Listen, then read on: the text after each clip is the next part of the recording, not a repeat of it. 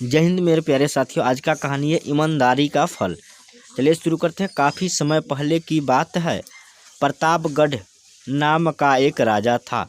वहाँ का राजा बहुत अच्छा था, मगर राजा को एक सुख नहीं था। वह यह है कि उसके कोई भी संतान नहीं थी और वह चाहता था कि अब वह राज्य के अंदर किसी योग्य बच्चों को गोद ले ताकि वह उसका उत्तराधिकारी बन सके और आगे की बागडोर को सुचारू रूप से चला सके। और इसी को देखते हुए राजा ने राज्य में घोषणा करवा दी कि सभी बच्चे राजमहल में एकत्रित हो जाए। ऐसा ही हुआ। राजा ने सभी बच्चों को पौधे लगाने के लिए भिन्न भिन्न प्रकार के बीज दिए और कहा कि अब हम 6 महीने बाद मिलेंगे और देखेंगे कि किसका पौधा सबसे अच्छा होगा।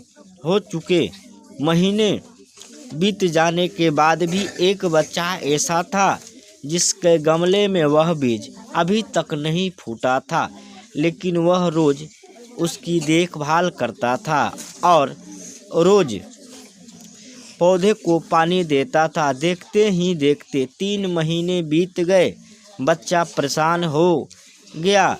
तभी उसकी माँ ने कहा कि बेटा धैर्य रखो, कुछ बीज को फलने में ज़्यादा वक्त लगता है। और वह पौधे को सींचता रहा। 6 महीने हो गए। राजा के पास जाने का समय आ चुका था, लेकिन वह डरा हुआ था। सभी बच्चे के गमले में तो पौधे उगे और उसका गमला खाली होगा, लेकिन वह बच्चा ईमानदार था और सारे बच्चे राजमहल में आ चुके थे।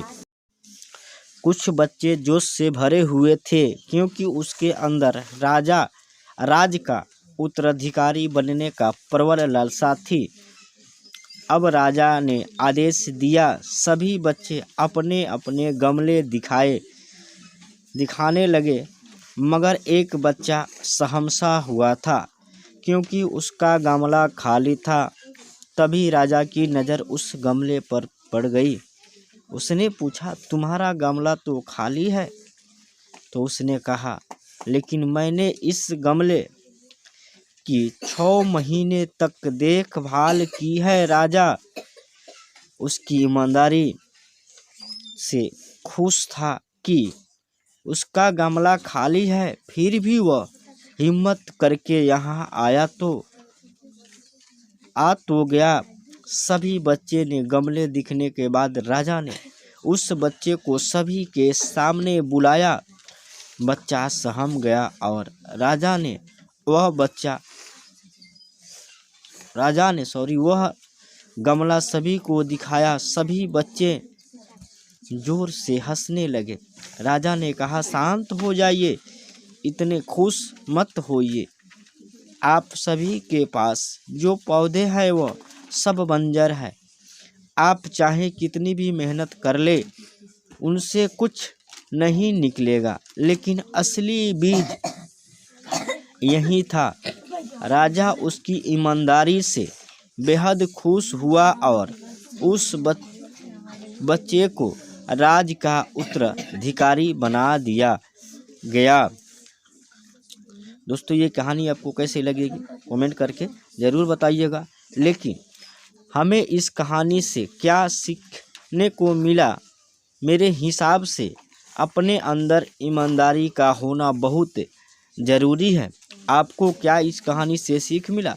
हमें कमेंट करके ज़रूर बताइएगा। चैनल को सब्सक्राइब ज़रूर कीजिएगा।